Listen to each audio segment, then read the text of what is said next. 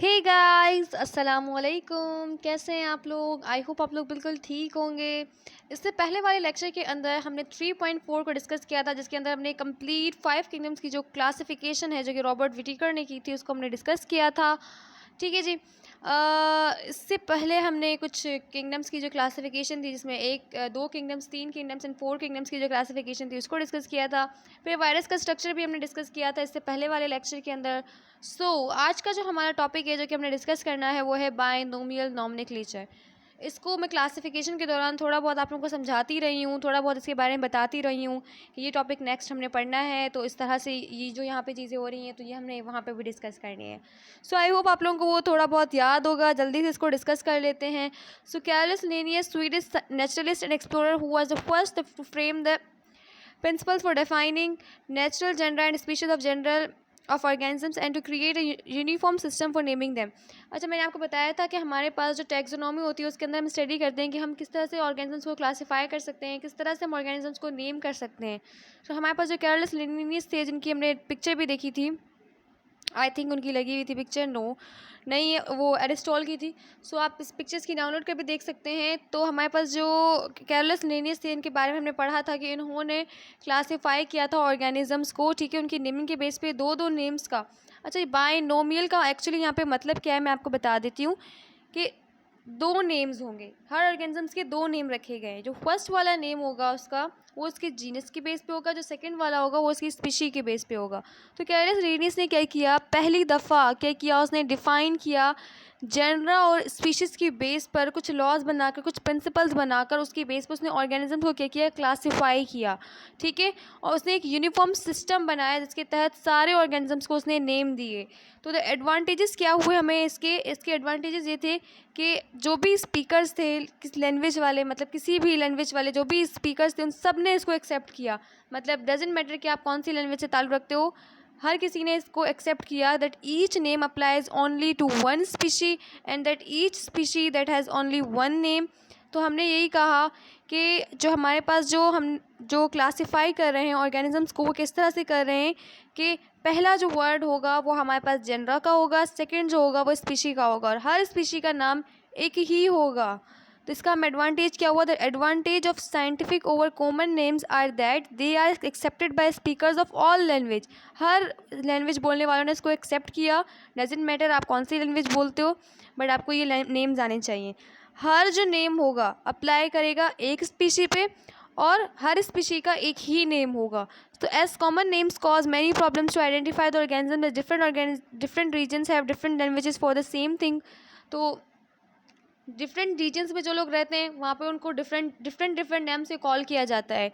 तो इसलिए उन ऑर्गेनिजम्स के अंदर नेम्स हमें इजीली पता चल सके, उनको इजीली आइडेंटिफाई किया जा सके, इसलिए उनकी स्पीशी और जेनरा, क्योंकि वो तो चेंज नहीं हो सकते ना, उनके वो तो कॉमन ही है, मतलब वो तो उनके पर्टिकुलर अपने ही हैं, वो चेंज नहीं हो सकते। तो इसलिए उनकी बेस पर उनको नेम दे दिए गए। तो अब जब उनके नाम उनकी बेस पर होंगे तो फिर उनको याद करना, उनको समझना और पूरे वर्ल्ड वाइड में इजी हो जाएगा। डजेंट मैटर कि आप कहाँ रहते हो, कौन से रीजन में रहते हो। जैसे हमारे पास क्या है, for example common name of onion हमारे पास क्या होता है, ऑनियन का जो हमारे पास कॉमन नेम होता है वो होता है प्याज, उर्दू के अंदर। ठीक है, बट इन अदर रीजन्स वहाँ पे दूसरे लैंग्वेजेस में भी, जैसे यहाँ पे लिखा हुआ है गांडा या फिर बासल भी कहा जाता है। ठीक है, तो ये डिफरेंट रीजन्स के तहत इनके कुछ है नेम्स हैं।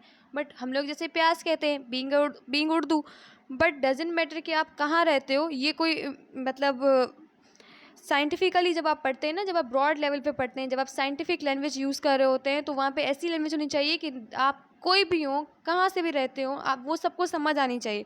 तो सबको समझ आने के लिए उन्होंने साइंटिफिक लैंग्वेज में इसका जो नाम रखा है वो है allium cepa.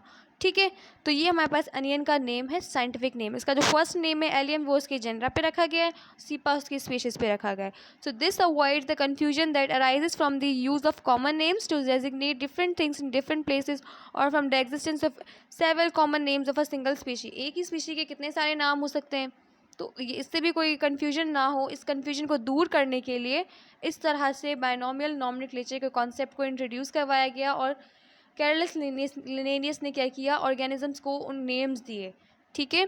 So biological name of some common plants and animal, जो कॉमन प्लांट्स हैं हमारे पास, कुछ एनिमल्स हैं उनके हमारे पास यहाँ पे कुछ नाम है। कॉमन प्लांट्स हमारे पास अनियन है, मैंगो है और नीम है, जिसमें एलियम सीपा, मैंगीफीरा इंडिका एल है और एजेडियार्का इंडिका है। ये हमारे पास चार जो हैं वो क्या हैं, सॉरी 3 जो है वो हमारे पास क्या हैं, कॉमन नेम्स हैं प्लांट्स के। इसी तरह से एनिमल्स के frog, cat and house fly, Rana tigrina, Felis catus and Musca domestica. ये हमारे पास क्या हैं, 3 जो है वो नेम्स हैं एनिमल्स के साइंटिफिक। इन सब का जो फर्स्ट वाला नेम होगा वो इनकी जेंडर पे होगा, इन सब का जो सेकंड वाला नेम होगा वो इनकी स्पीशी पे होगा, ठीक है।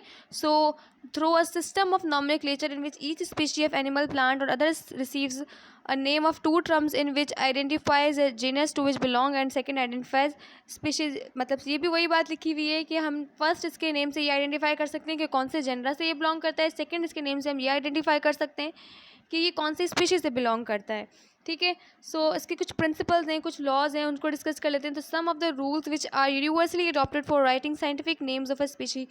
अब लिखना है कैसे इन साइंटिफिक नेम्स को, आप ऐसे नहीं लिख सकते जैसे आप आम लैंग्वेज में लिख लेते हो ना। आपने यहाँ पे भी देखा होगा इनका ये जिस तरह से लिखी हुई हैं चीज़ें, ये ऐसे नहीं लिखी हुई। तो इनको लिखने का तरीका क्या है उसको हम डिस्कस कर लेते हैं। So scientific names of any organism should be italicised when printed. जब उसको प्रिंटेड फॉर्म में आप देखोगे, बुक में जब लिखा हुआ आप देखोगे, जब आप किसी PDF में लिखा हुआ देखोगे, तो वो उसका जो फॉन्ट है वो कैसा होना चाहिए, उसका जो फॉन्ट का जो स्टाइल है वो इटैलिक होना चाहिए, ठीक है। जैसे ये थोड़ा सा टेढ़ा लिखा हुआ है ना, इस डायरेक्शन में टेढ़ा है ना, इस ऐसे ऐसे ऐसे, तो ये इस तरह से होना चाहिए, ठीक है।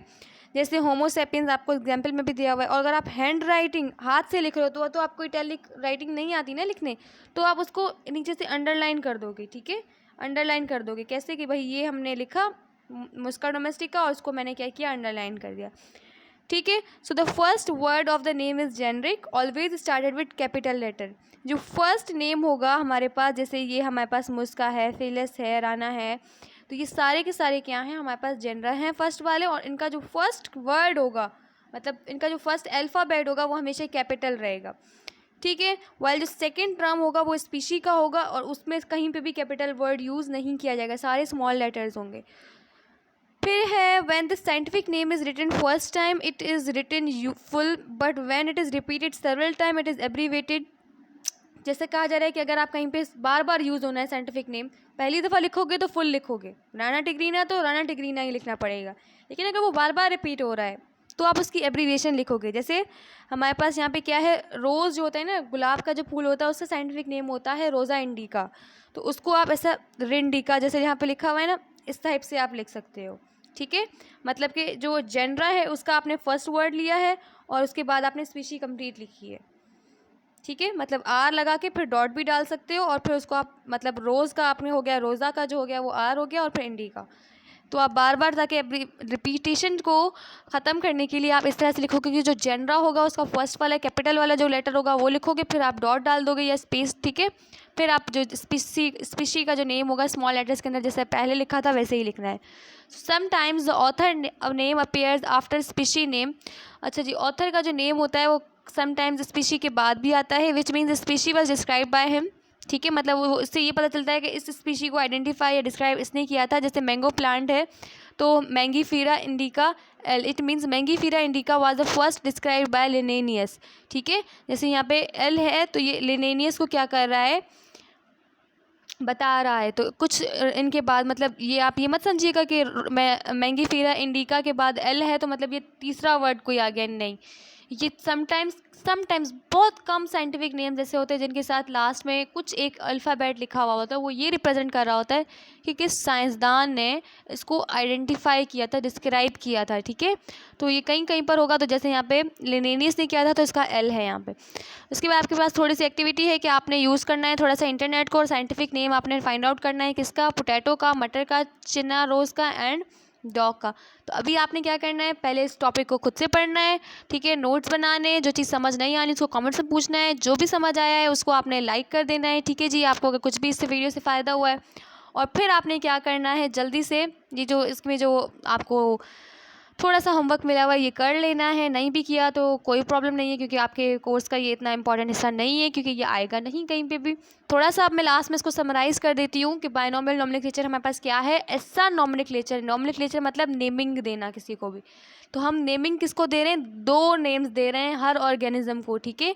तो एक ऐसा रूल्स का हमारे पास बाइनोमियल नॉमिनल लिंकेज मतलब हमारे पास क्या है, एक ऐसे रूल्स, एक ऐसे प्रिंसिपल जिसके तहत हम क्या कर रहे हैं, ऑर्गेनिजम्स को डिवाइड कर रहे हैं और उनको नेमिंग कैसे दे रहे हैं कि हर ऑर्गेनिजम्स को हमने 2 नाम दिए हैं, ठीक है। Bi means two, nomial means naming, ठीक है। Nomenclature is basically the rules जिसके अंदर आप बाइनोमियल मेथड पढ़ने वाले हो, ठीक है, ठीक है।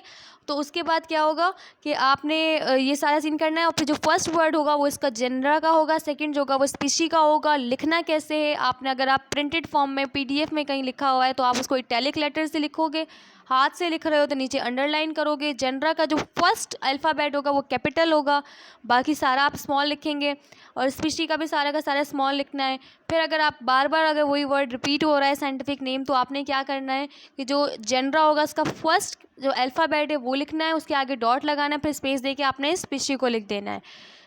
चौथा आपने ये पॉइंट पढ़ा कि अगर किसी भी जेनरा और स्पीशी के वर्ड के बाद भी कोई एक अल्फ़ाबेट या कुछ ऐसा लिखा हुआ है तो हमने एल डॉट, जैसे हमने लिनेनियस का लगा दिया, तो वो ये आइडेंटिफाई करा, वो ये बता रहा है कि ये किस साइंटिस्ट ने इसको डिस्क्राइब किया है, जैसे यहाँ पे लिनेनियस ने किया है। सो ये हमारे पास कुछ ओवरऑल डिस्कशन थी बाइनोमियल नॉमेनक्लेचर की। आई होप आप लोगों को ये वीडियो पसंद आई होगी। डिस्क्रिप्शन को एक दफ़ा ज़रूर चेक कर लीजिएगा। अपने 3 फ्रेंड्स के साथ इस वीडियो को शेयर करें। अपना बहुत सारा ख्याल रखें, दुआ में याद रखें। अल्लाह हाफ़िज़।